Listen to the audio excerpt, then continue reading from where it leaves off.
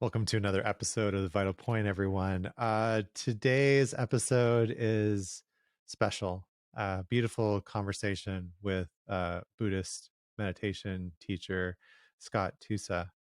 The conversation, I just got finished with it, definitely had a particular flavor of sort of a Buddhist framework. We talked about a lot of Buddhist concepts and Buddhist ideas and use some different vocabulary. And so if you follow that and it feels in alignment to you, wonderful.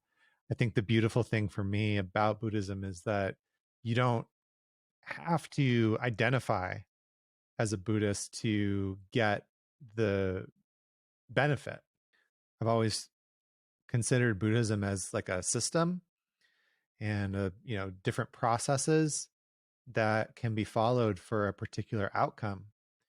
In particular, those outcomes of becoming more compassionate, becoming more patient, seeing the world in a more grounded, more loving way, and a slew of other things. But for me, those systems are completely sectarian. They integrate with any religious or spiritual beliefs that you have or don't have, even if you don't consider that you have any of those. But considering the framework from which we're coming from in this conversation, I just wanted to give you a couple of definitions so that you don't feel lost as you're listening to this amazing conversation. So some of the things that we talked about or some of the terms that you might hear, and I made some notes as we were talking. So first of all, there's a term that Scott uses of dukkha. Dukkha is suffering and the inherent sort of suffering that the Buddha talked about, within the Buddhist context of that suffering is a part of life and that pain can be separated from suffering, but that these sufferings are a part of life, no matter how rosy we want to view things. We get old, we die, we get sick, we lose things that we care about. And there's an inherent suffering to that. And there's nothing wrong with that. It's just the way that things are. So that's dukkha. We also talk a lot about bodhicitta and a bodhisattva. And bodhicitta is the considering and treating everyone with unconditional love and loving kindness and compassion. In the Tibetan Buddhist context, the way that this is expressed is that you're treating everyone with the same love that you would treat your mother. And sometimes in a modern context, that can be a little strange because we don't all have wonderful relationships with our mothers. But treating everyone with this unconditional love. And a bodhisattva is somebody that somebody that has completely integrated and embodied bodhicitta, as we get into. We also talk a lot about emptiness, the idea of emptiness, which is really talking about non-dualistic perspective that, things don't have a independent existence to themselves. Everything is relative and interdependent upon everything else. We also, he mentions pujas at one point. Those are like a religious celebration. And then we talk about Mahayana and Vajrayana quite a bit. And you might notice that those have the same commonality of yanas. Yana is vehicle or path. So those are two different sort of paths of Buddhism. Mahayana being the greater vehicle, Vajrayana being the diamond vehicle. Those are the direct translations, but the Mahayana being the giving up the idea of achieving enlightenment just for yourself, instead thinking about helping all sentient beings to Buddhahood, and you do that by developing bodhicitta. And then Vajrayana being the tantric teachings, the teachings of Tibetan Buddhism, primarily the teachings of transmutation, of alchemy, of transmuting and really cutting through the deception in which we usually see the world through. And last but not least, we talked a little bit about shamatha and vipassana or vishpashyana, which is meditation. So shamatha is calm abiding, is mindfulness practice, and vipassana is insight meditation. So these are two different aspects of meditation practice. So those are a few of the different terms that we used, and skip a couple of minutes ahead to the beginning of the conversation. But otherwise, I hope that you find this little appendix helpful so that you don't get lost in the vocabulary that we're using. And I hope you enjoyed this episode as much as I had making it. When it comes to self-development, no matter the method you use, the vital point is to practice. If you're ready to transform your life and claim the potential inside of you, then you're in the right place. Welcome to The Vital Point. I'm your host, Jonathan Schechter. I'm a psychedelic integration and transformation coach, breathwork facilitator, and an enthusiast of personal growth. You have the capacity to evolve and bring your intentions and dreams into the world. And there's never been more access to so many incredible modalities that can help you on your journey. This podcast will help you learn simple methods you can use to transform your life and share the stories of practitioners who are doing the work so that you feel inspired to go and practice, because that's the vital point. My guest today on the show is Scott Tusa. We're welcoming him back to the podcast. He's a Buddhist meditation teacher and practitioner who spent the last 23 years exploring how to embody and live meaningfully through the Buddhist path. At age 16, his mother's death sparked a deep longing for healing and spiritual wisdom that eventually led him to Tibetan Buddhism. He spent his early 20s seeking out and learning from a variety of Tibetan Buddhist masters, and was ordained by His Holiness the Dalai Lama as a Buddhist monk at age 28. Scott spent the next 9 years as a monk, deepening his understanding of the Dharma, the Buddhist teachings, engaging in solitary meditation retreats, and continuing his studies with teachers in India, Nepal, and the United States, including his main teachers, Lama Zopa Rinpoche and Tsoknyi Rinpoche. Since 2008, he's been teaching Buddhist meditation in groups and in one-on-one settings in the United States, Europe, Latin America, and online, bringing Buddhist wisdom to modern meditators, helping them develop more confidence, inner wisdom, and joy in their practice. And it is my pleasure to welcome Scott back to the podcast. Thanks for being here. Thanks, Jonathan. It's great to be back. I think it's been like almost exactly a year, right? Yeah, something like that. So it's been really great to like reconnect with some of the earlier guests on the podcast. You know, feels like a good growth.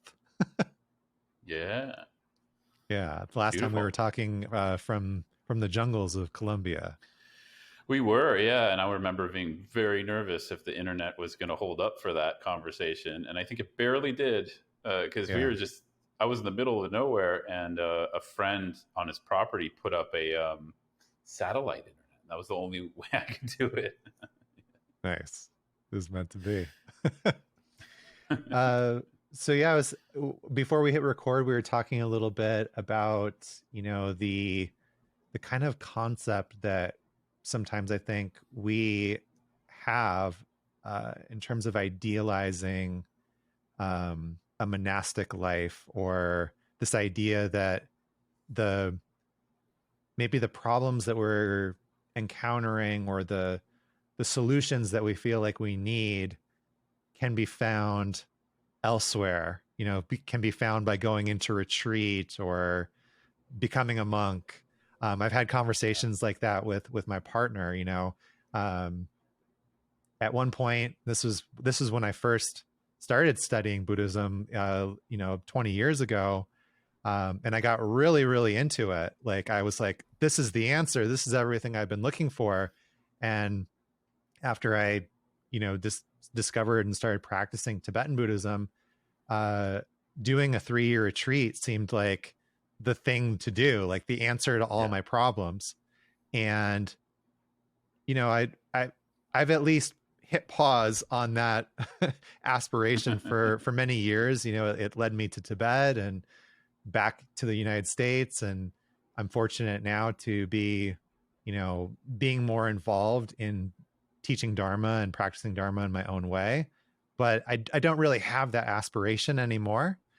Mm. But my partner, being the supportive person that she is, has said, well, don't you want to do that? And there's been times where she's like, I think everything would be so much simpler and better if we just both went into 3-year retreat. Like we wouldn't have to Yeah. worry about this and that and the other thing. And I'm like, I don't think it's that simple. I'm not sure if you're really thinking this through. So I know that you are uniquely qualified to really talk about this topic based on your experience. And I think it's a good place to jump in. Sure. Um, yeah, I think it's one of these. It's one of these gray areas where yes, like in order to deepen in something as vast and profound as any of the Buddhisms still existent in the world. You and I have more of a connection to Tibetan Buddhism and those lineages. In order to deepen in them, we need to spend time, and I think I don't even think that's necessarily a spiritual perspective. I think that's just sort of like a human habitual, Yeah. reality of anything. Like if we want to, anyone who's quote unquote gifted or genius at what they do, pretty much 100% of those people, maybe with like a very few who were just born very unique with a talent, but pretty much 100% of those individuals spent hours and hours and hours and hours at their sport or craft or instrument or job, work or whatever. And so there's just this kind of undeniable reality, I think, of like the time we need to put into it. But then I think there's this gray area or question of, well, what does that time have to look like, right? And that's often, with mentees and students I'm working with, that's often the question, because most people I encounter, they don't have the same situation as I did, where I was able to become a monk at 28. I mean, even before that, I was able to go into some retreat and practice quite a bit in my 20s because it's just what I was interested in. Among other things, I was a recording engineer and producing rock bands in the Bay Area, so I was also interested in that and being a musician. But yeah, and then at 28, I was able to become a monk. I was able to spend probably a total of 3 or 4 years in retreat. I haven't really added it up. It's probably like 4 to 6 months each year in retreat over 9 years. Someone better at math than me could probably add that up. And so I was able to kind of like follow that dream, so to speak, that you're speaking to, that you were having your that conversation with your partner about. And was it beneficial? Yes. Could I say, like, could I sit here and say I'd be in the same relationship as I am to my Dharma practice if I didn't go through that? No, I mean, of course not. Our life is cumulative, right? Right. For anything we do. But I also sit as a householder with a young daughter now and a partner, and in this kind of like situation I never thought I would be looking, living in. I live in Latin America, but living in a box among other boxes, right? Meaning like this kind of suburbia that I loathed as a teen. Though Latin America, it's a little different than the suburbia of the United States.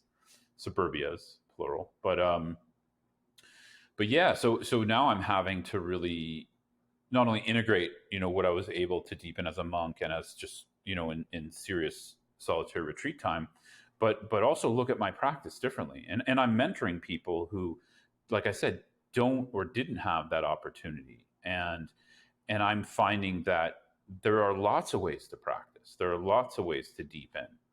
And it all comes down to, for me, I was talking to someone the other day, and it really came down to conviction. These are not only these three, but these three are major, I think, for us: conviction, commitment, and structure. Because I think this is where it gets confused. First of all, it's difficult to develop conviction in deep Dharma, as you know. It's not easy. I mean, you and I, we're similar in a way where I think we got a big hit in the beginning, and then we, so-called. I hate that crypto took this term away from us. They got red pilled. Like from the Matrix. Where we took I think it's the red pill, right? You take the red pill and then you wake up, so. you realize you're in the Matrix, right? Right. I think it's kind of like that when you have this experience of discovering Buddhism and you have this hit where you're like, wow, this is it for me. Mm-hmm. This is where the wisdom is. This is what I want to explore and use as a structure for my life. And to me, that's a type of conviction. Mm-hmm. For the listeners out there, red pilled also means now that you've seen the light of Bitcoin. That's why I said that. It's become a crypto phrase too.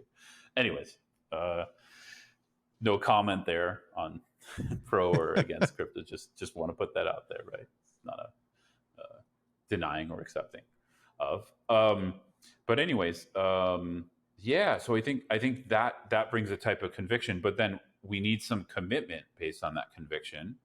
And that commitment, I think, comes from study and understanding of the Dharma and deepening of practice, and connecting to a view, like we were talking about a little bit before we hit record today too. Like, how I see a lot of meditation practice without purpose, or the purpose is kind of a little bit nebulous. It's not so clear. Or people get bored because they're like, they have a limited purpose, and then they sort of reach a limit with that. So I don't know. Yeah, those kind of just a few thoughts initially on it. Yeah, the conviction, I think, is a big one. And for me, I think some of what changed was seeing different people's perspectives. Like when I did go to Tibet, and I was around a lot of monks, and I saw that here were my idea going over there was every monk was going to be this holy saint that was going to be into meditation and much better in practice than I was. And I saw monks that were like regular kids and regular people just wearing robes. And, I was just recently reading, something very similar in After the Ecstasy of the Laundry by Jack Kornfield, where he talks about, his teacher telling him that he needed to bow to everybody in the monastery, and the resentment about that, and feeling like, here's this guy that was like a farmer, and he doesn't really care about Dharma at all. He's not even really practicing. Why do I have to bow to him? Just because he's been here for 2 weeks longer than I have, So there is that like illusion sort of shattered of, oh, it's the external thing that is the conviction, rather than that internal commitment to like you said, approach every situation as something that I can apply my practice to. That the life is providing me with these opportunities to practice compassion, to practice patience, to, all the things that we try to cultivate and practice. It's right there. I don't have to go somewhere or take a external vow to get that, the problem I see most, the other side of it is the problem. I think you named it well, because I don't see the problem as the structure, because Dharma is malleable. It can really come into any structure, but the problem is habitual pattern, and the way our afflictive emotions of passion, aggression, and ignorance function through habitual pattern. And so our habitual patterns are really strong. And I think, I mean, any of us who get excited about the Dharma, we quickly, after that, we hit a wall because we recognize where our actual habitual patterns are at. And then we take on the slow and steady path of, the gradual path of slow and steady, consistent practice, slow and steady working with mind training, trying to work with our habitual patterns. So to me, that's like where the core of the Dharma is. It's in working with our mental states, afflictive emotions, habitual patterns.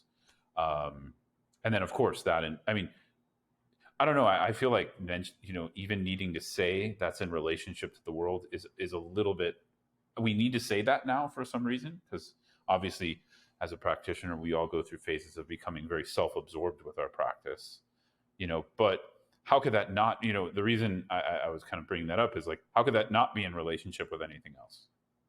Because all of my afflictive emotions, all of my habitual patterns, whether they're positive or destructive, they arise in relation to something else, another person, a situation, a task, work, money, relationship.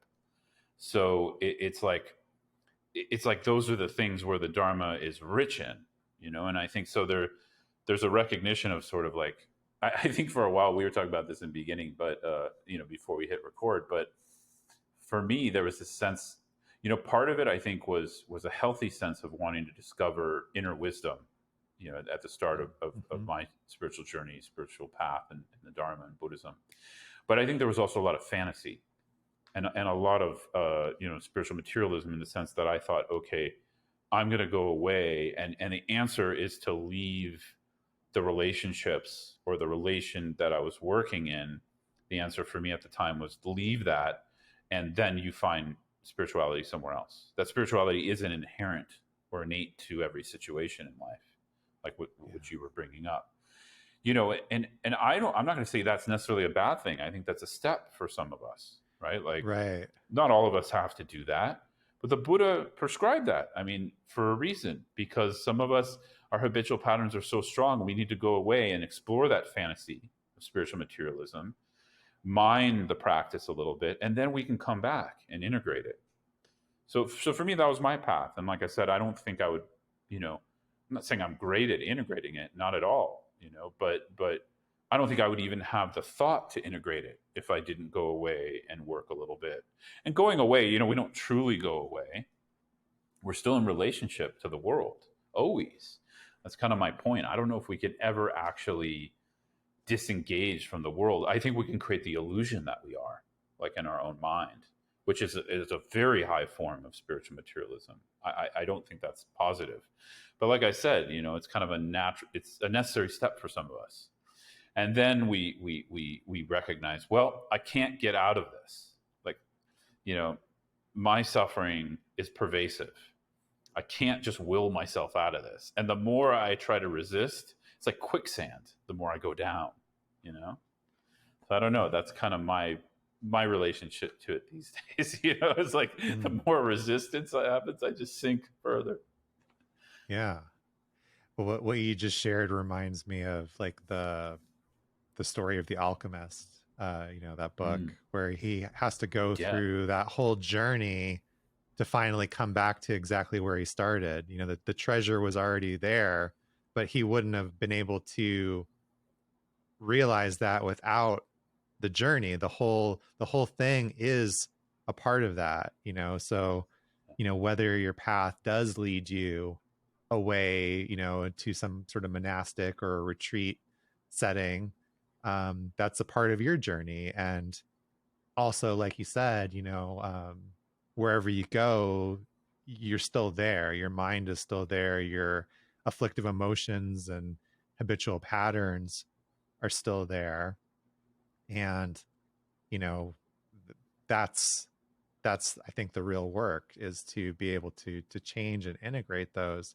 It's interesting. Like I feel, so myself, like I've been practicing, I would say I've been practicing for 20 years, but like I took a pretty large chunk in the middle where I wasn't like actively doing any practice, actively meditating. I felt like the sort of imprints that had happened from my practice and my experiences, like definitely influenced me. You know, it's like Mm. if I'm going to the gym for years and years and I suddenly stop going for a few years, like my body doesn't completely lose all the muscle. But Yeah. over the last few years, coming back to a regular practice and meditating every day and really pursuing that study and trying to integrate the ideas and, you know, sort of guidelines, framework, I guess you could say, of Buddhism into my life. Um, One of the things that I'm continuously really, really like astounded by sometimes is um, how much I'm still learning, and Yeah. like the blind spots and the spiritual materialism and the uh, things that I discover about myself. Like I recently had this moment where I was like, I really had it literally stopped me in my tracks, and I spent days like really digesting the implications of it. I was watching a video with Thich Nhat Hanh, and he was Mm. talking about being a young man and thinking or having this belief that the Buddha didn't suffer, Mm. and coming to this realization that of course the Buddha suffered because he was a human being. Mm. Yeah. And it like struck me like this bolt, you know, of like, oh, I believe that too. You know, I see this, you know, this radiant, like peaceful being, you know, in pictures and tankas and books. And of course he's awakened. So he must not be suffering. He's overcome all that. Yeah. Instead of it being the way that he's relating to the human experience. And it really took me down this path, not only of going back and re-examining where I've been bypassing certain things, um, but also like really opened, I think, some of the things that I'm still working on in like a very beautiful way, you Yeah. know, where it's like, oh, maybe I don't have to be so hard on myself. Maybe I can have more compassion for myself and those parts of me that are suffering, you know. Yeah. Yeah. So I love there's that. just a Yeah. lot of I find it really amazing, even though sometimes it's very hard to, like, a hard pill to swallow, you know, to have those moments where I realize the blind spots and the bypassing in myself. Yeah. Yeah. I agree. Same for me. It's a constant, you know, I think of it in a few different ways. In one way, it can be kind of like crushing, not in a negative way, but just sort of like, just wow, kind of like awe mixed with that rawness, like a bittersweetness, you know. Yeah. And then in another way, it's very heart opening, because I think when we blend it with compassion from a Buddhist perspective, which is, you know, the wish that ourselves and others can be free from suffering and its causes, and then the understanding of suffering is vast. It's not just sort of outer suffering. It's also every moment we're in a bind. We're in a dualistic experience that is the you know, suffering also. And so so there's kind of like a, like for me, like a sense of like the heart can break open in those moments, which is the path. You know, that is the, yeah, I hear that in what you're saying. You know, I'm not sure if you're intending that, but you know, that sense of like we're consistently trying to work with the suffering as a heart opening experience. And the moment I resist suffering, my own suffering, whatever, you know, even just sort of like sitting on a couch too long and feeling, you know, like I need to get up. The moment I'm resisting that or struggling with that, my heart closes. I can't open the heart because there's just, there's stagnation, there's stuckness, there's resistance, and there's trying to seek happiness on the outside, or there, you know, I'm trying to seek some kind of, you know, other pleasure or other solution, right? As Yeah. opposed to just allowing suffering. And so, yeah, I really relate to what you're saying in the sense that, yeah, I kind of think of, I don't know, I constantly am iterating what awakening means to me, because obviously in one way it's very stupid to think about what awakening is. You know what I mean? Because like it definitely means we don't have it if we have to think about it. And also it's sort of pointless in a way, because awakening, at least from the lineages we study in, is not a conceptual thing. It's not a thought. It's not something we can, it's something we can experience, but it's not a conceptual idea. So, but I do think there's usefulness in thinking about it, because it's also our intention for why we practice, you Yeah. know, through bodhicitta, or the mind of awakening. So I had a mentee message me earlier and just say, hey, you know, am I supposed to cultivate the same intention all the time, like for practice? And I'm like, yes and no, because yes, there's this intention of bodhicitta, the wish to attain awakening for the benefit of all beings. And then, but then there's the gray area of like, that's not a, as that unfolds for us, as we cultivate that, as that grows, as our relationship changes and grows towards that over the years of study and practice, that becomes more meaningful, and the vastness of that starts to, you know, we start to connect with the vastness of that intention. So for me, it started like as just reciting a chant, you know, da, da, da, da, and having the words in my mind, and maybe like inspiration towards it, but kind of a vague idea, because you know, sometimes we don't even look back to think about it as beginners, you know, where it's like, oh, like what does that even mean? Awakening, to awaken for the benefit of all beings. What does that even mean? I mean, Right. but the problem is we don't know. So we just have to form some kind of intention to start working on it.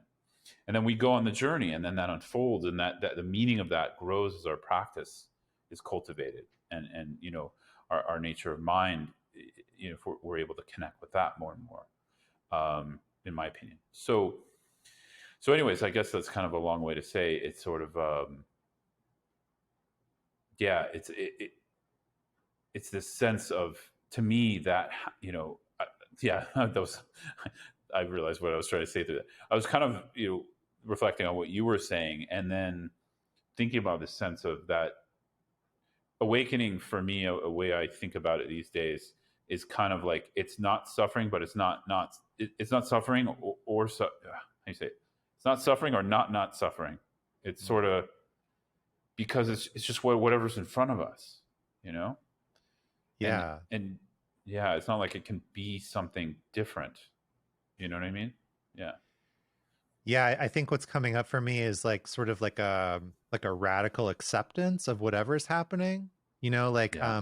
I think one of the things that we're sort of talking about, or maybe around a little bit, and it's not exclusive to Buddhism. I think it's No. really a central part of like any sort of spiritual work, or, you know, real good therapy or psychedelic work, where you go through these sort of stages. Like at first you're like, and this relates to what we started with, right? Of like, I've got to get away from these things that I don't like about myself.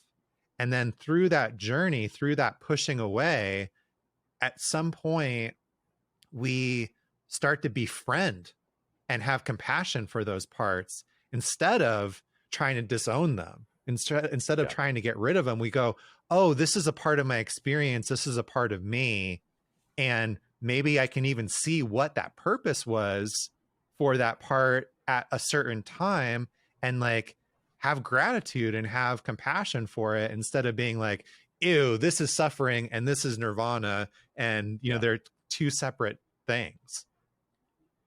Exactly. Yeah. Yeah. And in Vajrayana Buddhism, it gets pointed out directly that awakening itself is beyond both samsara and nirvana. Samsara and nirvana are a duality in themselves, Yeah.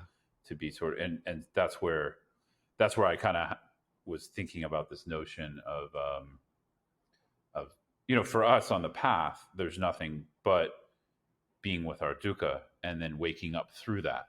The dukkha, I don't think, is the awakening, but the nature of reality is part of any of, you know, the dukkha we're experiencing. I mean, just in any kind of Madhyamaka or middle way teachings, it's not like emptiness is this other thing, you know. And we Right. describe, as you know, the nature of reality. One way to describe it is through the shunyata, or the teachings on emptiness, which doesn't mean nothingness. It just means that, you know, we can't, nothing is findable as a singular, independent, uh, uh, permanent entity. And so emptiness itself is also not findable. So it's like, I think we're always trying to find this thing, because the dualistic mind, we want to find this the spirituality, or the pure experience that's outside of what we're experiencing now. But Buddhism is so radical, because it's like, no, the awakening is in the experience. So it's not like dukkha is the awakening. It's that the nature of dukkha is already awake. The nature of dukkha is emptiness, whatever Yeah. that experience is, and the dukkha is my perception. Like, I'm looking around, the room I'm in, and it's not anywhere else. And also, awakening is not anywhere else. So it's kind of this simultaneous unfolding. I was thinking this morning, I don't know why this came into my mind, because you mentioned kind of how this is also transcends Buddhism. For sure it does. I was thinking of, like, a lot of people describe spiritual experiences, whether they're on psychedelics or long-term meditation paths or whatever it is, as like oneness. And I was kind of thinking of, like, yeah, I understand why they do that, and but for me, it's not really oneness we're talking about. It's infinity we're talking about.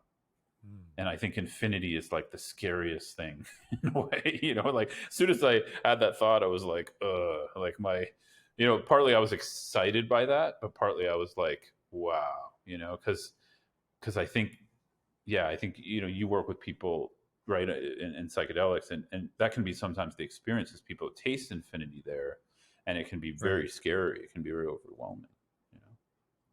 Sure. Yeah. It's shattering, of like Yeah. all the ideas about who you are and how the world is. And I mean, talk about the red pill, it's like that real like visceral ejection from the Matrix, like of Neo coming out of that pod and being like, what the heck is this? Like, it's completely alien, Um, and at the same time, it's always been like that. You're just seeing it, from that perspective for the first time, right?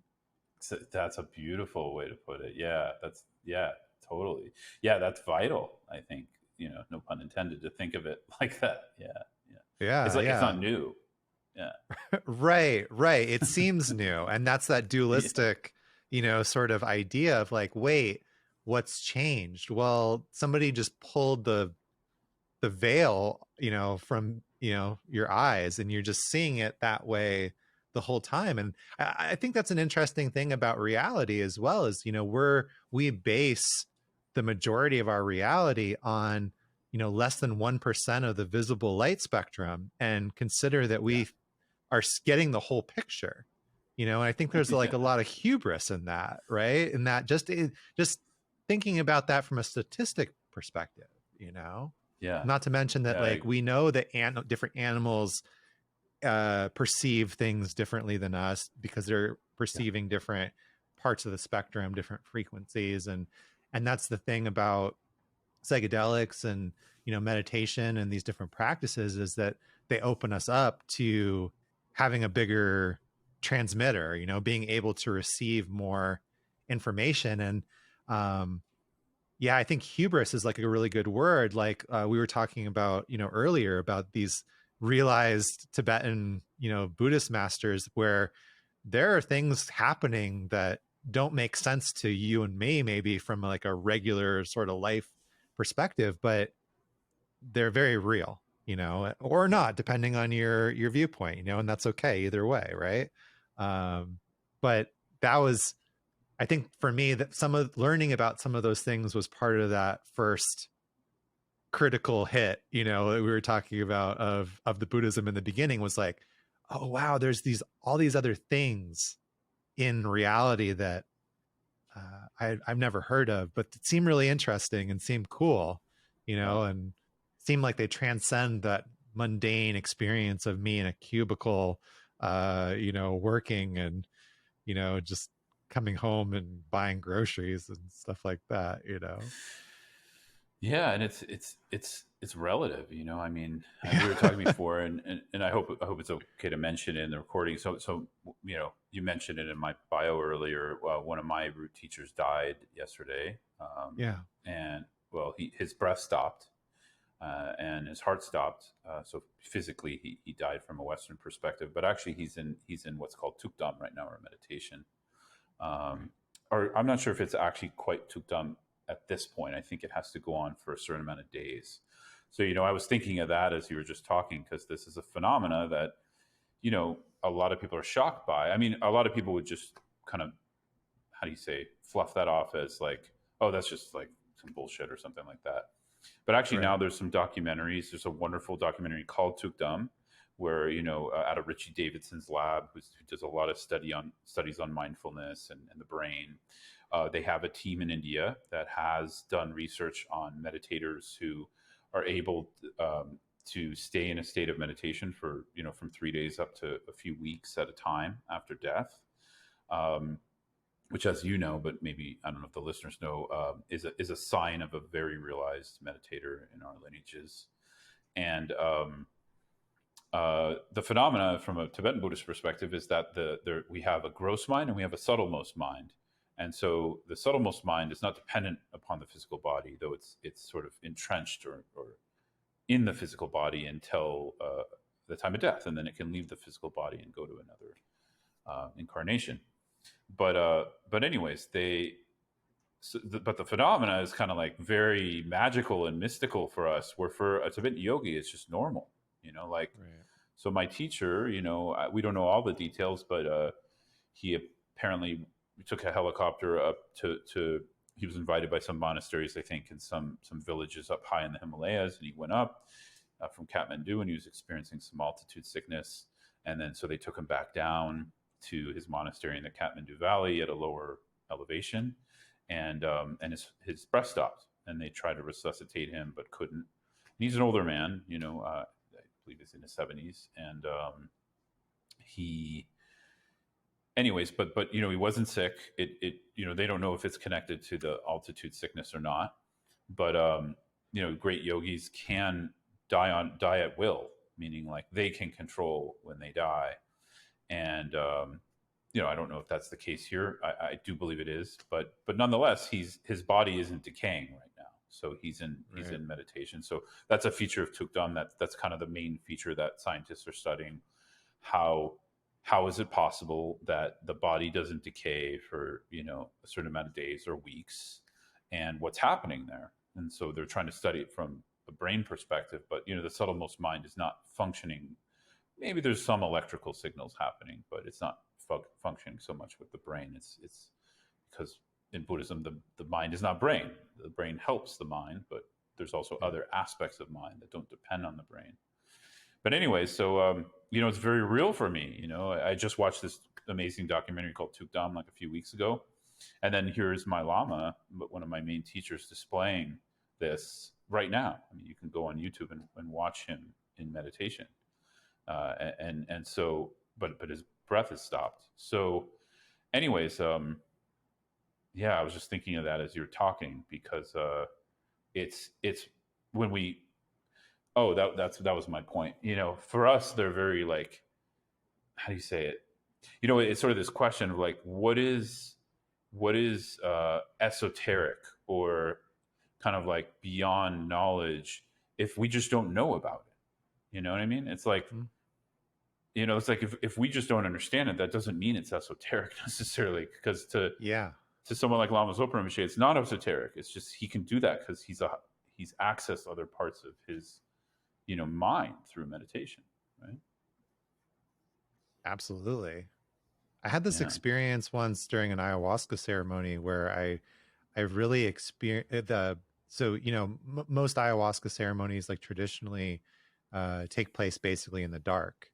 There might be a Mm-hmm. candle or something like that, but it's pretty dark. And most of the way through the ceremony, um, there was a fire lit, and the experience that I had was this very primal,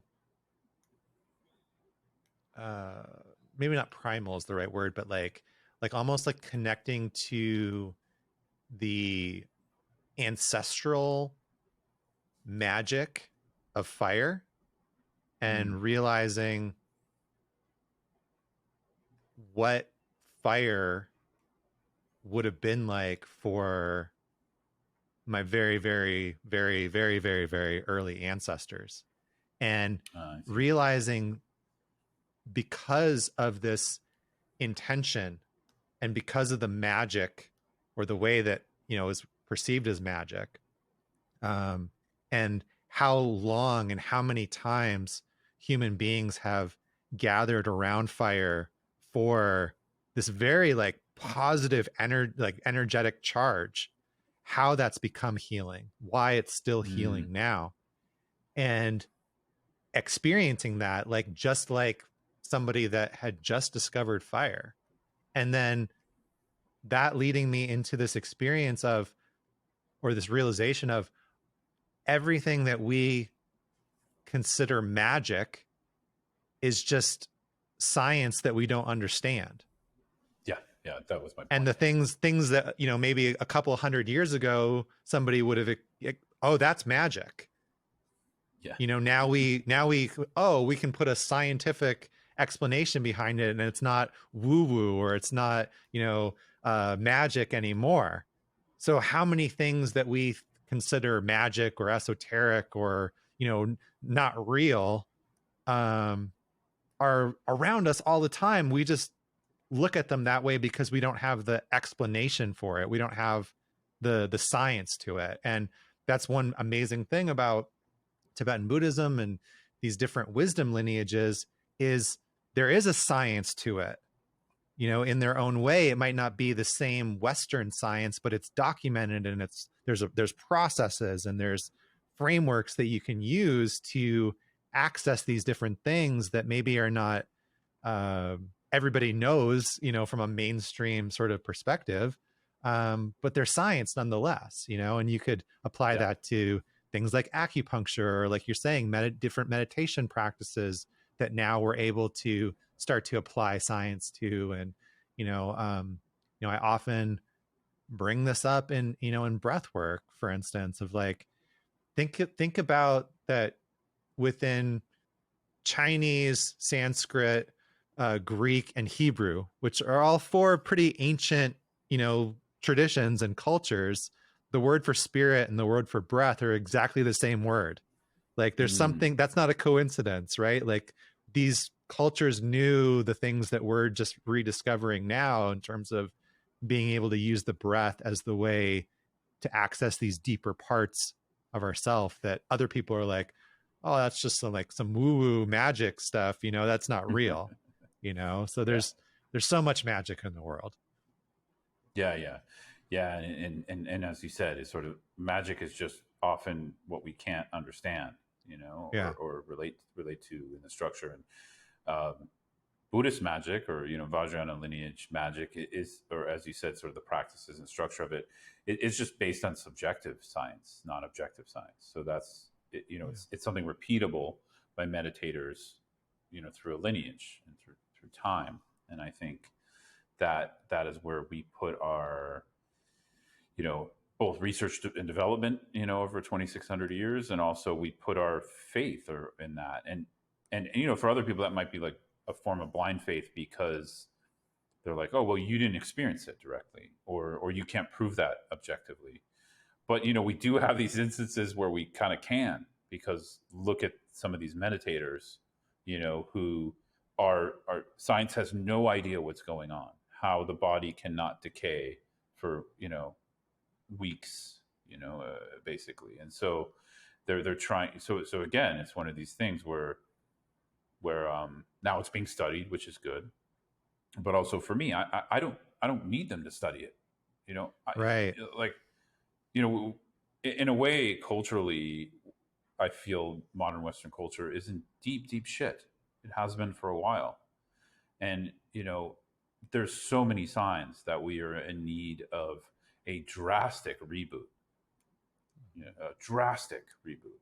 And I mean, so many of us are feeling that, and the problem is, that a lot of people, I think, the fear that comes out of seeing that need, um, drives violence and aggression, unfortunately. So we're in this kind of crux where is that drastic reboot going to happen through violence or not? And I really hope it doesn't happen through violence, but it's happening. We're in the midst of it. There's just no doubt. And I think part of it is just in a way, the second wave of psychedelics in the West, or you could say in the modern West, because psychedelics always existed in Western cultures, in shamanic or root earth based traditions in Western Right. culture. But this kind of second wave, from the '60s on, you really look at the first wave of psychedelics in the West. It brought in Eastern religion. Like the reason you and Mm-hmm. I have access to Buddhism is probably Yes. because of psychedelics Right. in the '60s, right? It opened people's minds enough that they were open to other ideas and open to all these other practices and philosophies. And then the teachers could start to come, and the traditions could start to come. And then now we're in the second wave, which I think is, we don't know yet what it's all about, but part of it I think is this kind of drastic response to a culture in deep distress and deep suffering.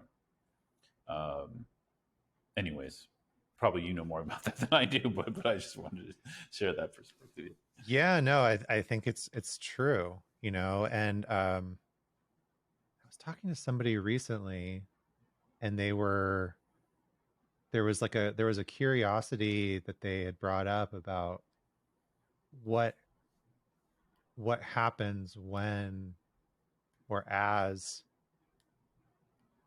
the students that have become teachers from that first wave, as they're getting old and they start to die. Yeah. And my reflection on that was, there are new students coming that are, maybe more appropriate to the time that we're in. And it's amazing, one of those first wave teachers, right, was Chogyam Trungpa Rinpoche, who Yeah. is one of those teachers for me that started to make me see those blind spots in my own practice by reflecting on what he was teaching, and was not, sort of the I think a good sort of metaphor or symbol for what we're talking about in terms of psychedelics or Buddhism, where we might go into it thinking that we're going to get all peace and love and blissed out, and instead we just get smacked upside the head by the reality of life. And then thinking about, okay, well, right now I'm studying with one of his students, David Nichtern, and then there's also Pema Chodron, who's two radically different teachers from the same teacher, Mm-hmm. but the way that they teach is radically different, and yet they're still teaching the same thing. They're still teaching the same Dharma. And thinking, and I said, well, think about how many students just those two students of Chogyam Trungpa had. That's just two of them, and how many students they've been training and have been Mm-hmm. studying with them, and who's the next person that's going to come out of that we're going to say, oh, that's the next Pema Chodron or something like that, even though there can be no next Pema Chodron, right? Everybody's unique. But I think you Yeah. get what I'm saying. Yeah. This thing that I've David said this during one of our lectures that I thought was really interesting. He said, we're the recipe is the same for over 2,600 years. It's just, we're just passing down the same recipe, but you have to make it. If I hand you a recipe, it's not going to feed you. And I've used that metaphor myself, just to think about how the Buddhist Dharma has changed in these slight different ways depending on the cultures that it goes into. Yeah. It might change a little bit because there's the ingredients in that country or that culture are a little bit different, but the recipe is still the same. Almost there were Arabs that emigrated into parts of Mexico and were cooking shawarma, and that became El Pastor, right? Which is Yeah. like almost the same, but not. It's got little bits of difference, you know. Yeah. I've always found that fascinating about, but and yet the recipe is still the same. We're just trying to figure it out in maybe modern context, and yet it's amazing to me that things that happened 2600 years ago, 1000 years ago, are still so relevant and vital and like vibrant to this day. Yeah. You know, it's incredible. Yeah, I agree. I mean, our fundamental human predicaments have not changed. And Yeah. so, that's where I don't think the Dharma of the Buddha from 2600 years ago has to change, Yeah. because it's the fundamental predicaments are the same.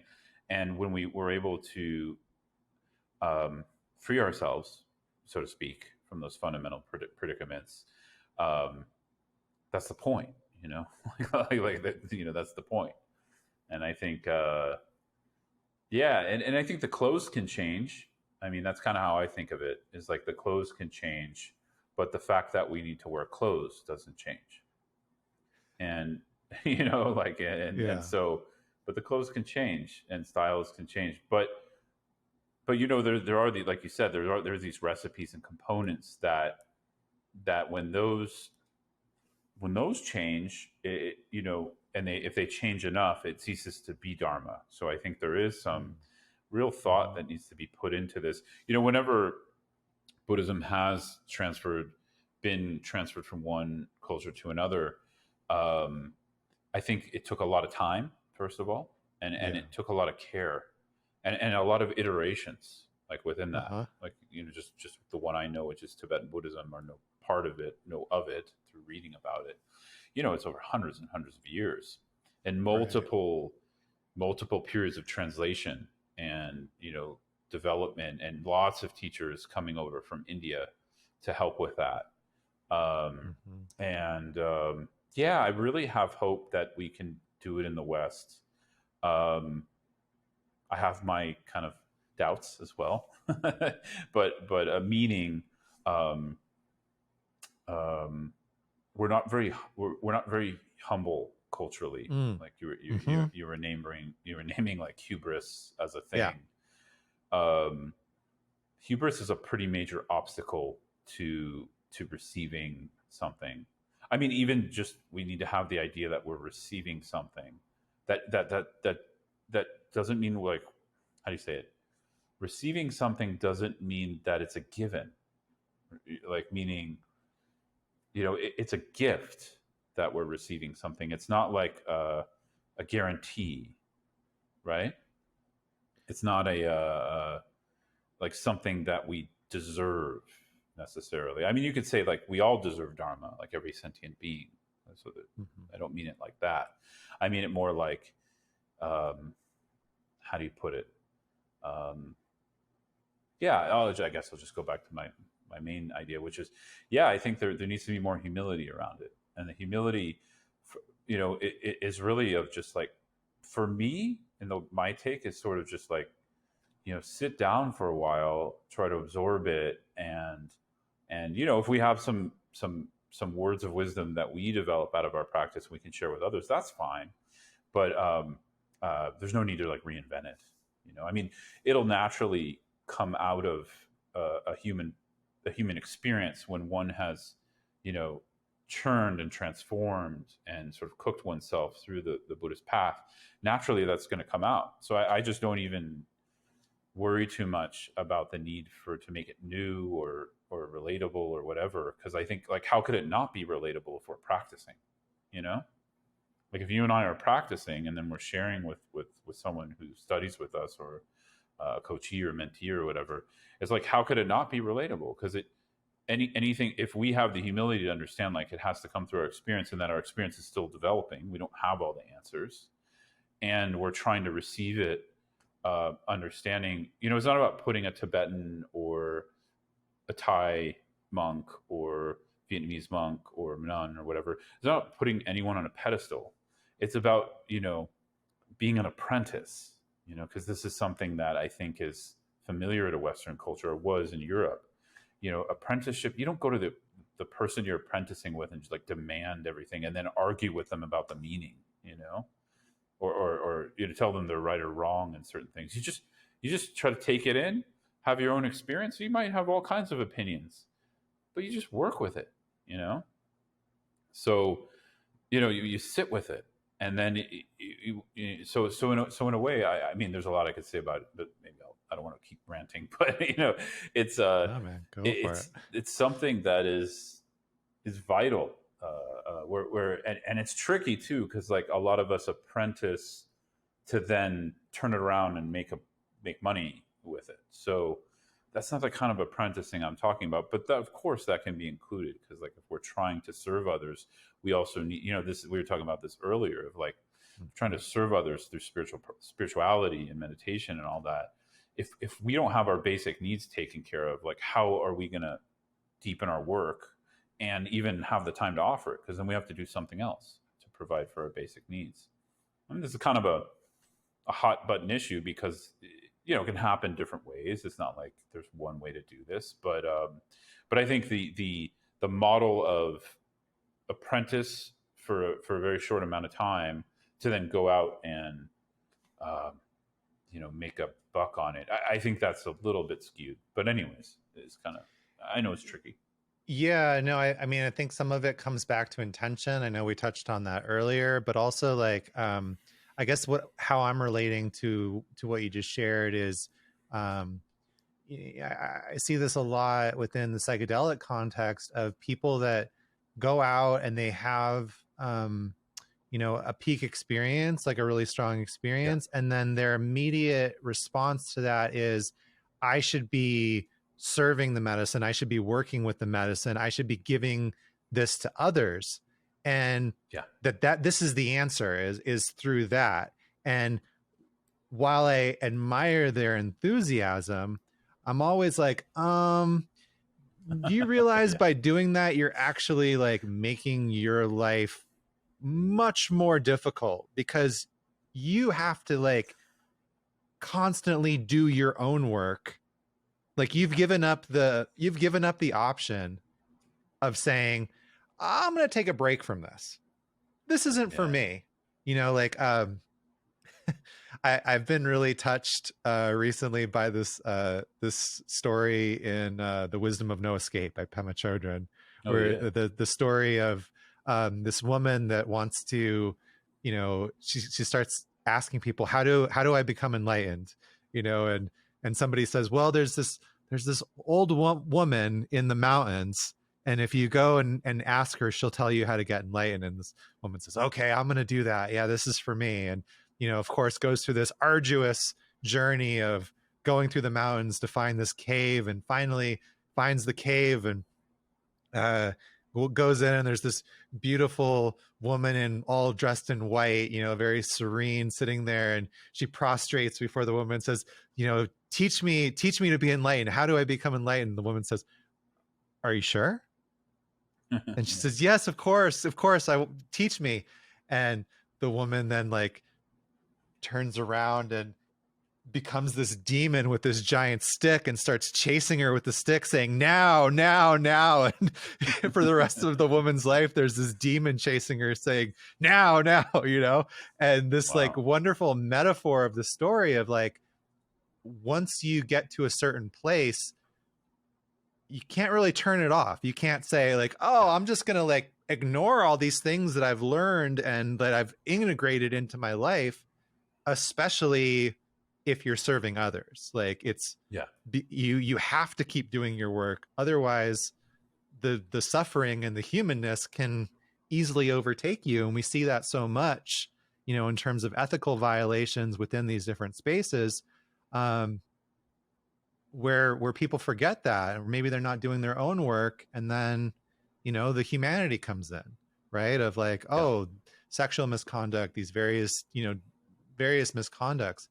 And so I'm always really cautious, of like, well, that's a great idea. Like, yeah, you want to serve the medicine, you want to serve others, you want to be on this path. That's wonderful.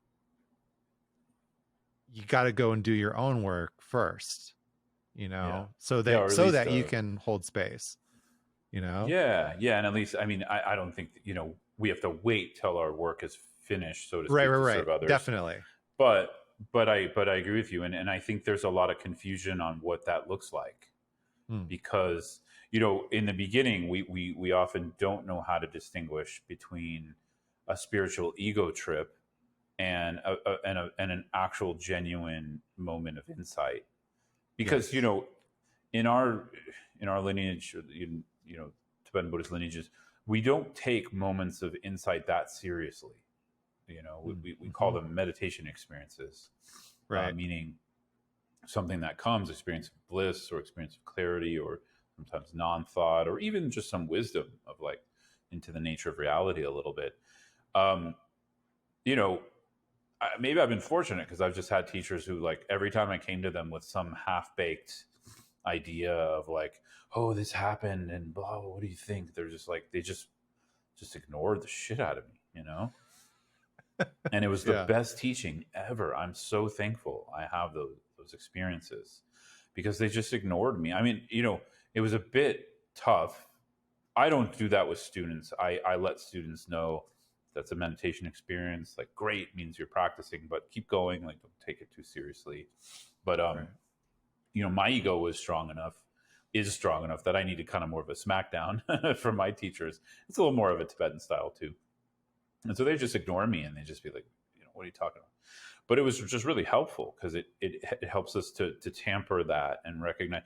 Because like I was saying, with this recent passing in the last few days of Lama Zopa Rinpoche, it sort of like shows also this way to work with life and death, where it's just sort of you're just working with it, and it's not like he didn't make a big deal about his death. He didn't like make a big pronouncement. Now I'm going to die, and watch me meditate. While I'm dead. Like he didn't make some big show of it. It just happened. And so that kind of natural. Even my other root teacher, I called him because I was really sad, and he's friends with Lama Zopa Rinpoche, and I said, Sopa Rinpoche, I said, Rinpoche, wow, Lama Zopa Rinpoche just died. You know, what happened? He said, yeah, I was with him 10 days ago doing pujas, and yeah, I was kind of shocked at first. And he said, but that's impermanence. That's just how it is. So like his response was compassionate towards me because he understand I just lost a teacher, but also it was a teaching in and of itself. It was just like a short WhatsApp message, but it was a teaching of like, of course, man, like of course, Scott, this is the way it is. Like it's not a big Right. deal. He'll come back. He's just transferring out of this body. So it's like Hmm. almost like this is something I've never seen in Western culture personally. I mean, maybe Yeah. it exists, just not in the modern Western culture I've had access to. Is through the mirroring I experience with the wisdom of I consider Tibetan culture to be an indigenous culture. The Hmm. mirroring of that. So there's so much more. Going back to our conversation on receiving the Dharma over time with humility, there's so many lessons we need to learn beyond the philosophy of Dharma, beyond the words and even the practices. There's so much that gets mirrored just through the embodiment of it in other practitioners. And I'm really praying, that more and more Western practitioners become realized, because then we'll also have something more familiar to us culturally of how it looks to be embodied and awake. Where I think right now we just have a lot of hubris. I don't know. The problem is the people who are embodied and awake, they often don't have the hubris, so they're not, they're harder to make contact with. So there is that, right? So they're probably out there. But what I see kind of is more kind of the hubris in the culture. I see both actually, to be fair. But anyways, just yeah, that point of having that mirror that's just like how simple some of these things are, and we come and all of that to me is a result of ego clinging being less. Like I think when I, similar to your story about the psychedelic, when I hear someone come to me and say, Mother Aya told me this, and I'm like, dude, like, please leave me alone. Like I don't mean that in Right. like a harsh way, but it's just like, the people I know who've gone deep in those traditions, who've spent time in the Amazon jungle, Colombia, or other countries, they don't act like that. They're not going around Right. proclaiming Mother Aya did this or that. They just they're again, I don't necessarily think psychedelics is a path in and of itself, but in these indigenous traditions, they have their purpose, they have paths. Right. Yeah. And I know a few people who have gone quite deep in that, and they're not flashy people about it, you know. Mm-hmm. Often, actually, a shaman, someone I know work with a lot, who is an indigenous shaman from Colombia. He doesn't even know how he is. You know, he's like, she describes him as very, very humble and very skilled at the work he does with people, the healing work he does, right? Right. And he's so oblivious to his own talent because he's so humble, and he said, and so she often comments, those are the kind of people, I mean, in Dharma it's slightly different who we're looking for, but nonetheless I think the qualities are similar, and like those are the kind of people we want to look towards, as people to apprentice with. But again, it's like, how does that look for us culturally? We don't know. I don't know yet. Like a Yeah. loudmouth, someone, it doesn't mean they don't have those qualities. It's sort of tricky. Yeah. Uh, well, for me, there's an interesting, um, to kind of go back to, like, sort of making a living from, a spiritual sort of career or, job. Um, there was an interesting thing when I remember the first time that my partner said, you should be teaching meditation. And I said, to who? And she said, do you realize that, like, most people haven't been meditating for as long as you have? And the bewilderment for me partially came from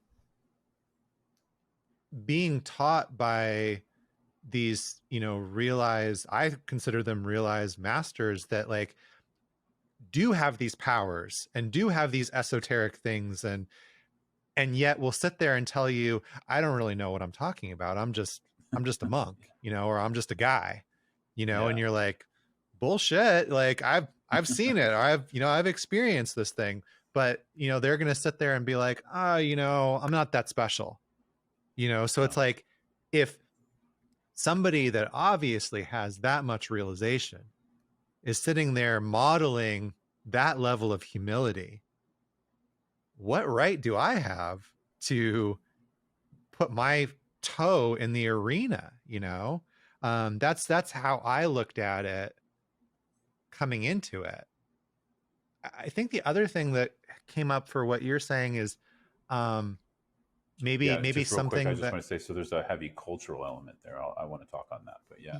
Yeah. Okay, we can pause right there and keep going with that. Yeah.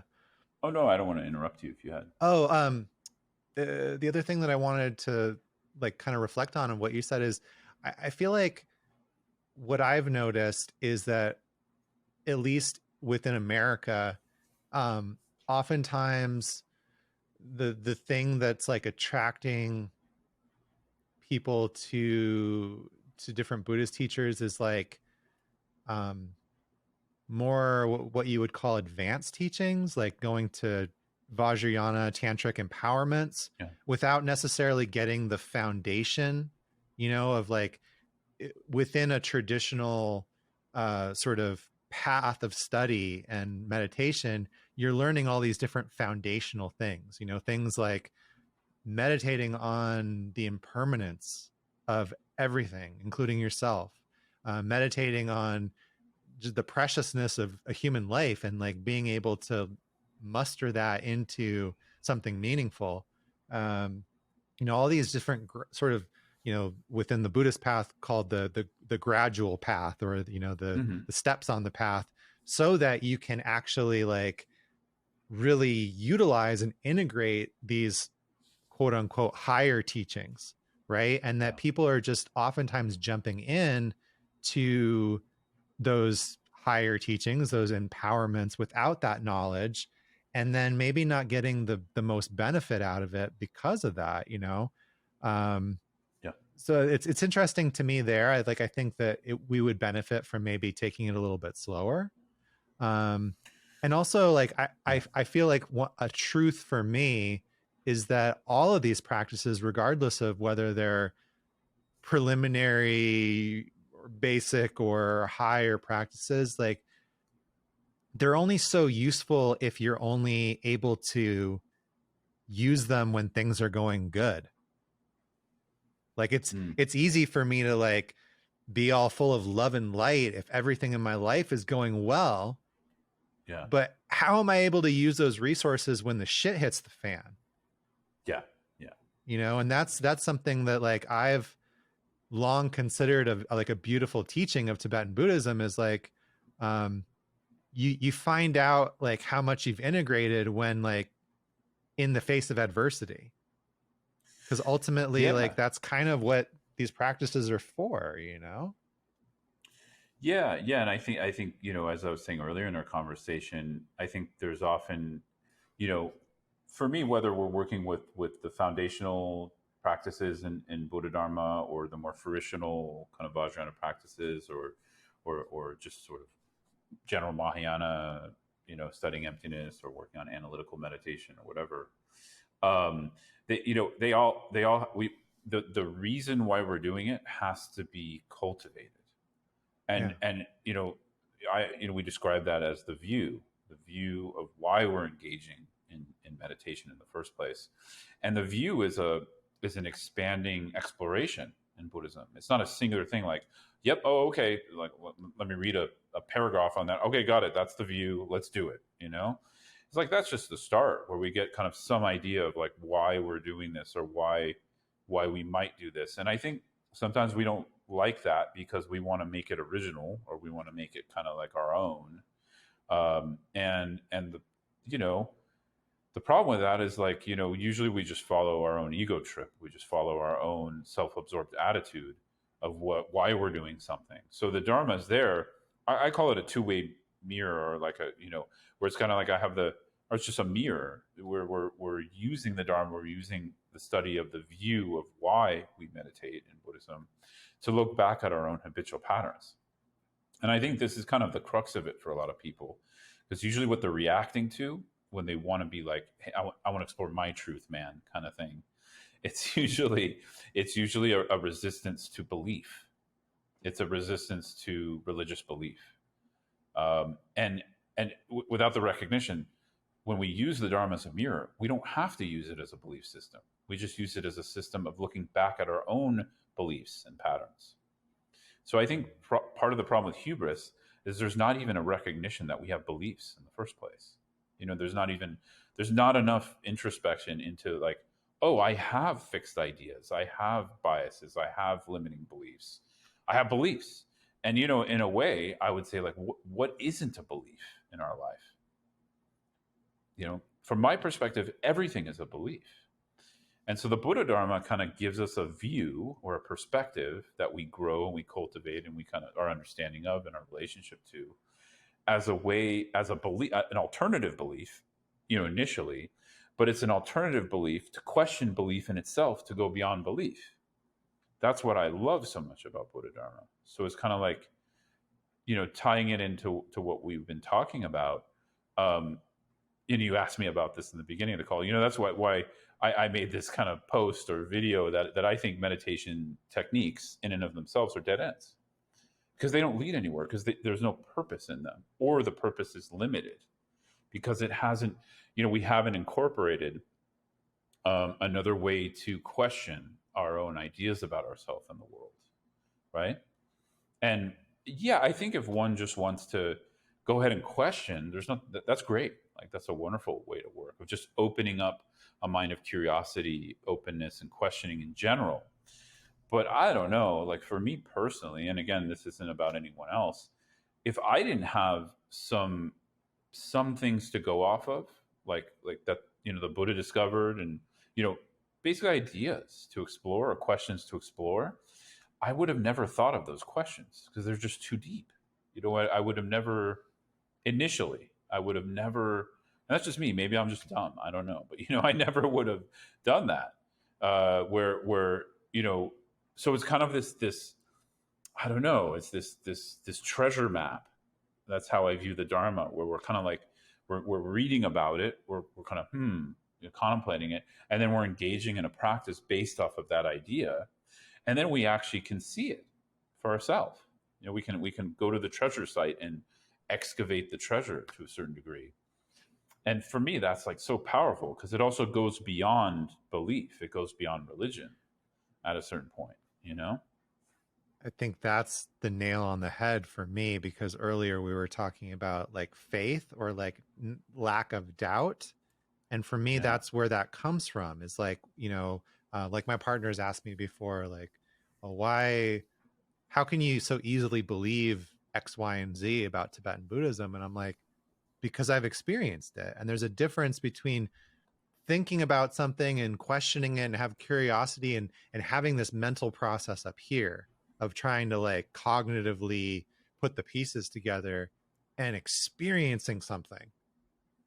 Because in Yeah. the experience, there's absolutely no doubt. You're just there. And even that, sometimes there's an unpacking and there's an integrating over time, but there's something there that's, I guess, to tie it back to what we were talking about before, is like, it goes beyond concepts. You can't really put it into words, but you feel it, you know it, Yeah. because you've experienced it. Yeah. Yeah, exactly. And I think, for me, that's where, when people come to me confused in their meditation, I don't point them to another technique. I mean, I may introduce some embodiment practices and things like that to get out of the thinking mind a little bit and to get more into awareness. But I usually eventually point people to the cultivation of a view, and that doesn't mean I need people to be Buddhist or, I Right. want to push Buddhism on anyone. It just Yeah. means like at some point we have to choose some kind of a view that actually has some truth in it, and we need to weigh or kind of like play squash ball or ping pong between our beliefs and assumptions and what that's telling us, right? Yeah. And I mean, we're doing this in the world anyways all the time, but we're usually just doing this from a very, very limited, myopic, judging mind, of like we see a little clip on something and immediately we make a judgment and we shut down our mind. So, for me, the whole key to happiness, religious or not, or spiritual or not, is curiosity, Yeah. because it's just, you asked me about that in the beginning. It's just sort of the sense of like where we don't live in conclusion all the time. And so for me as a practitioner, I use the Buddhist path to help me to not live in conclusion as much. That doesn't mean everyone has to use the Buddhist path, but I think it's helpful and it saves time to use something, to help us investigate in a deeper way. What I call like, non-conclusion based living, not living in conclusion all the time. It's so tricky, including like the extreme is in our own lineages as well, right? You can see people get so obsessed with being a Tibetan Buddhist, they can't see out of that framework, and for me, it's sort of, again, we have a phrase actually in the lineage, in the tradition, for talking about this, where you say, don't lose the conduct and the view, and the view and the conduct. And what this means is when we lose the view and the conduct, is a kind of Puritanism where we're too focused on the parts and the container of something. We're not using the container to question and to be curious. And when we lose the conduct and the view, it means we become sort of nihilistic in a way. We're not using enough of a structure. That's what I said in the beginning. To me, it's sort of first developing some amount of conviction in something through exploration and curiosity, not through blind belief, obviously. Then committing to that, and then cultivating that commitment based in a structure, which would be the conduct kind of element, right? Mm-hmm. Like the structure of how we live and what we do. But if we like adhere to that structure as puritanical, we totally lose the openness and the curiosity of it. But if we don't have any structure at all, there's no, it's just wishy-washy, and there's no progress that can be made. So I see this as kind of like fundamental things that when meditators are struggling and they come to me for help, often these things are missing. If I'm following you, it's kind of like jazz, like where jazz might seem so chaotic, but really there's a discipline and like a knowledge and a practice of these fundamentals and these frameworks for a period of time, so that the rules don't have to be followed in the same way, so that you can be free flowing and, seem like you're completely improvising. And when, if a beginner that never had done that fundamental practice was doing that, they would just be banging on the keys and it would be noise. Exactly. Yeah, exactly. Yeah, and I use that example a lot of jazz because, yeah, a lot of people kind of mistake jazz for that. I mean, it depends on the type of jazz, but mistake it to be sort of free. It's actually not that free. It's just a bunch of different patterns reorganized in a different way, and then the player has the freedom to like organize those and respond to the moment. And for me, that's like going back to our discussion on dharma and integration into modern day householder life. For me, that's where the creativity is. I've been writing a little bit on creativity and dharma recently, and there's the creativity is not in making it new, in my belief. The creativity is in the freedom in how we want to respond in the moment, through freshness, through openness. Because like when there's less preoccupation of like what I should do or shouldn't do, or like looking out for self, basically. By should and shouldn't, I don't mean like harming or harm or not harm. I mean how I'm interacting as a self, as a fixed person. When we let that go a little bit, we just respond. And so we have to like learn to trust that more. And there's some creativity in that response. And what I mean by trust that is we have to trust that we will conduct ourselves compassionately from that space. And we also make mistakes, and sometimes we don't. And then we're like, oh shit, I just messed up. Oh, I'm really sorry. Okay. And then we look back, we come back, we gather ourselves, we keep working with the structure, and we try again. But there's something in that creativity which I think for me holds the conduct and the view of non-duality in union together, where the conduct should be compassion, but if compassion's always fixated on how am I going to look here, or how am I going to do the best job possible, that's not compassion from my perspective. That's self-absorption. So the compassion is actually, what does this person need in this situation, or what does this situation require? And sometimes we just have to leap in. I mean, Trungpa Rinpoche talked a lot about that. Basically, I'm pulling this straight from Chogyam Trungpa Rinpoche, and it's vital as a householder practitioner, because we're constantly in situations and navigating conversations and relationships, and being annoyed at our partners and families, and them being annoyed at us, and being super happy with them too, and all kinds of emotions. And so I think there has to be a lot of freshness and generosity in not trying to bring ourselves into the situation all the time, but showing up. You know what I mean? Yeah. I was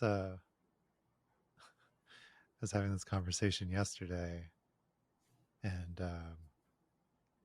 if I'm following you, so please, if Sure. let me know if I'm not. But I was having this conversation yesterday of like expressing frustration about I guess the struggle that I feel sometimes trying to follow the bodhisattva path and taking the high road and like being the bigger person, because there's a part of me that wants that treatment in return. And so when I'm put into a situation where somebody is like mistreating me or acting like a child, and I want to respond in kind, there's a part of like, there's a real gut reaction of fuck you, like I want to stoop to their level. I want to like retaliate in that way. And then that might be happening in my head, but something externally says, no, you got to take the high road. You have to be the bigger person here. And then like there's when that's happened to me, there's like this real fighting sometimes of like, Yeah. I don't want to do that. I want to, just for once, I want to like, react in that same way. And so it's hard sometimes to like really walk the walk. It's easy to Yeah. like, it's easy to talk the talk, right? It's easy to read it in a book and be like, oh yeah, I'm gonna be a bodhisattva. But sometimes the human aspect of it sucks. I agree. Yeah, I agree. And that's where it's challenging. And I think, the way I'm changing in how I look at this too. So I just want to put that out there first, that I'm not set on my idea around this, but this is the current way I'm thinking of it. I think coming at this notion of what a bodhisattva is a bodhisattva is beyond what most of us can imagine a person can be. Right. And so that's the first thing, is sort of like just not assuming we know what a bodhisattva is, myself included. And then the second thing is that I don't think a bodhisattva is trying to be, so it like brings this whole other question of like, how do we respond? How does one respond? And let's say like a bodhisattva being someone who's free from their own delusion. How do they respond when there's no bodhisattva there? There's no sort of sense of something being personal to them. How are they responding from that? And I think that's the richer, more interesting question, because then we can be like gentle on ourselves, because of course we're going to flounder, because we're stuck in our ego clean most of the time. Yeah. And so we're like, that's what I meant. So you did hone in on what I was trying to say, I think, which is that, we're constantly trying to navigate our relationships through our own limited view of ourselves and our perception. But as soon as we recognize that's not fucking working anymore, then we start to experiment with another way. Of course, this requires meditation and development of shamatha and vipassana practice, no doubt, in my opinion, right? But at some point, we got to take a leap, and I recommend doing it in moments that have less what do you call it? Less risk or consequence, Yeah. Like at first, I highly recommend that. But we just take the leap. I recommend it actually just with ourselves first, in relation to our own emotions. This is something so beautiful that, in Sokhna Rinpoche's teachings that have really helped me, of sort of working with embodied practices of just allowing feeling and emotion to arise and not trying to control them, not trying to dictate what they should be or not be. And just allowing that, heart of just that rawness to be open, which is very challenging with some emotions for me. But but that practice in and of itself is kind of a way we can work internally, where we don't have to like. There's consequences, but the consequences are less, because we're not necessarily going to make a mistake in relation to someone else as quickly.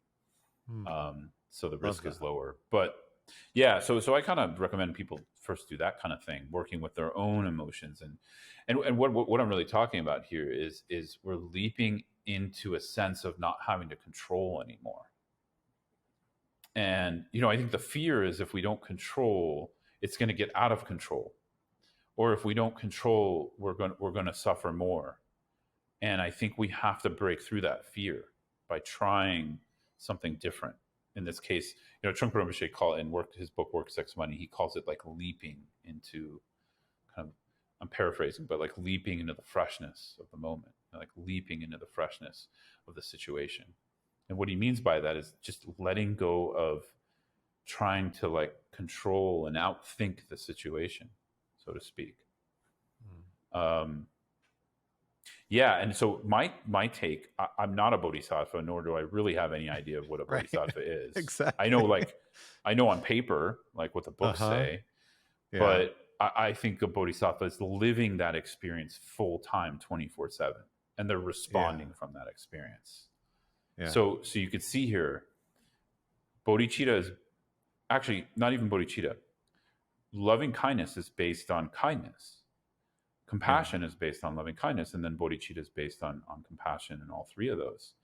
But compassion being the fundamental aspect of what happens to a mind that's free, it's also free to express compassion without limits, because there's no sense of like having to use the ego to navigate a relationship or a situation with someone. And so the bodhisattva's compassion is also free of limits of what that needs to look like, because all it cares about, all it responds to, is what's needed in the situation. It's not responding to, what I think it needs, or what the bodhisattva thinks it needs. You know what I'm saying? Again, being careful. I do. Yeah, I love that. Yeah. And what you were describing with your teachers, what he was saying in terms of like being able to feel the emotion has been such a game changer for me in the last few years. And that's another one of those like blind spots that I've had to like confront and have that moment, of like, why do I feel like why am I having an internal guilt trip because this is what I think I should be doing, or this is how I should be reacting, or that there's something wrong with me because I do feel anger, or I feel hurt, I feel upset, and I'm not full of this idealist, unconditional love and compassion for every single person around me, just allowing myself to be messy and human and like feel the emotion and be in the moment. Yeah.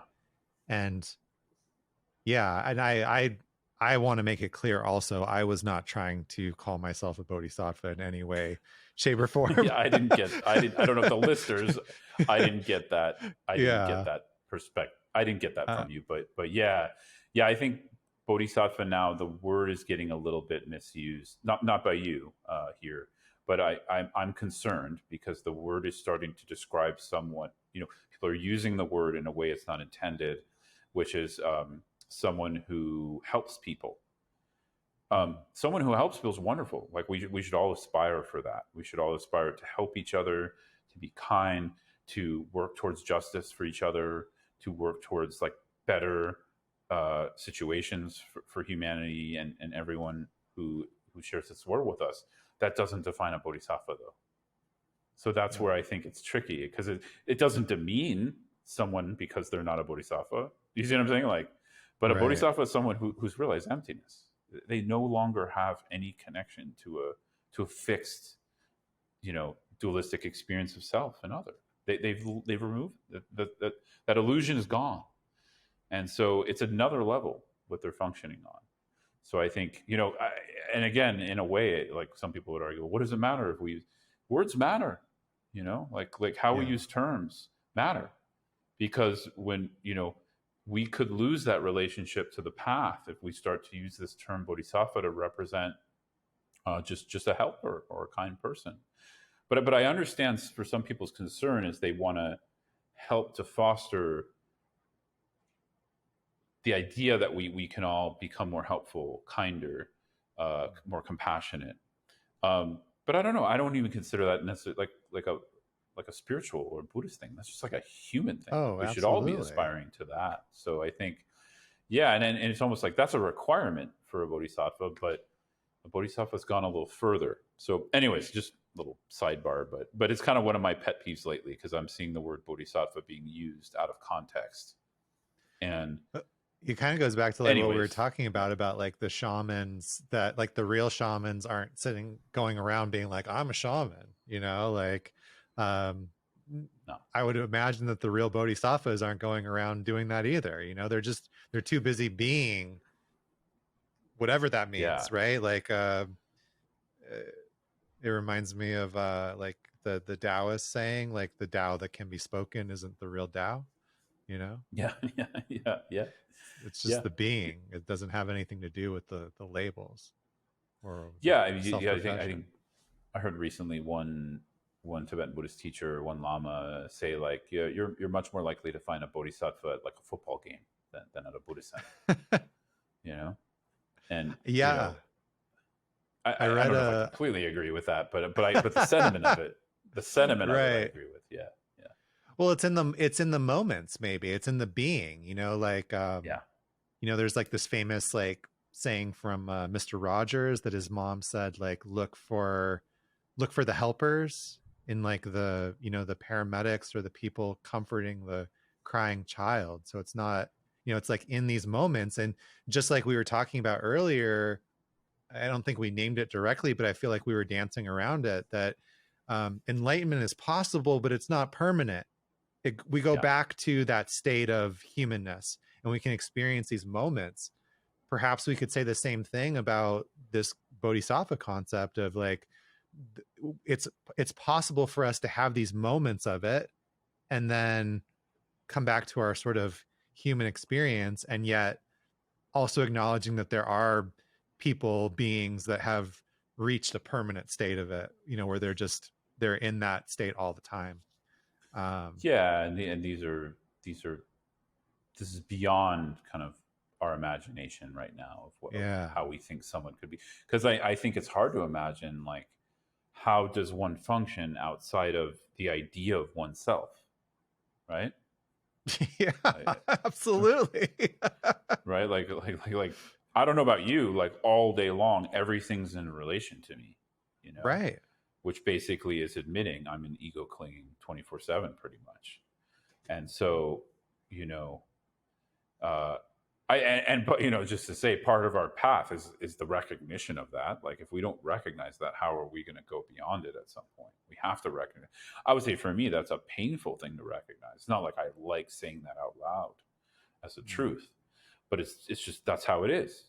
And how do I know that? Because I see how my mind's, I have enough awareness to see how my mind's interacting with things, and so Yeah. so it's kind of this big question of, like, I think that's the conundrum. That's the, we were describing it earlier a little bit. That's the challenge of the path, is we can't think our way into it. It's just Right. something that we have to release and release and release, and then at some point that release becomes, permanent, or beyond permanent and impermanent. Yeah. Letting go of I this concept of addition and realizing it's even more about subtraction, of just letting go, and Yeah, kind of coming back to that center.